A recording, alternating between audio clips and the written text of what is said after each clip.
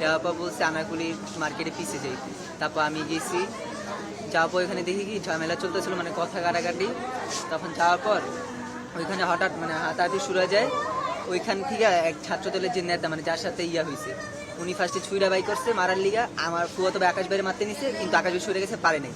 পরে 4-5 জন মিলে আমার আব্বুরে ধরে সাইডে নিয়ে গেছে। পরে আরেকজন ছিল, ও কি করছে গিয়া বুকের ভিতরে ডাইরেক্ট ছুঁড়া দিয়ে পালমাইরা দিয়া দৌড় দেওয়া চলে গেছে। তারপর আব্বু একটা চিৎকার দিছে, দেওয়ার পর আমরা সবাইকে ধরছি। ধরার পর আব্বু বসার পর আমরা ধরে ইয়াতে ফার্স্টে রিক্সায় করে আনছি, আনার পর পাইনি। পরে অ্যাম্বুলেন্স যখন নিচ্ছি, নেওয়ার পর হঠাৎ মানে বড় একটা নিঃশ্বাস ফেলে মানে আখ্যায় থেমে গেছে। থামার পর আর কোনো ইয়া করে, তখন হাত পা ঠান্ডা হওয়া শুরু হয়ে গেছে। তারপর আমরা ঢাকা মেডিকেলে আনছি, কিন্তু পরে মানা বলে গেছে। 2 ছেলে 1 মেয়ে।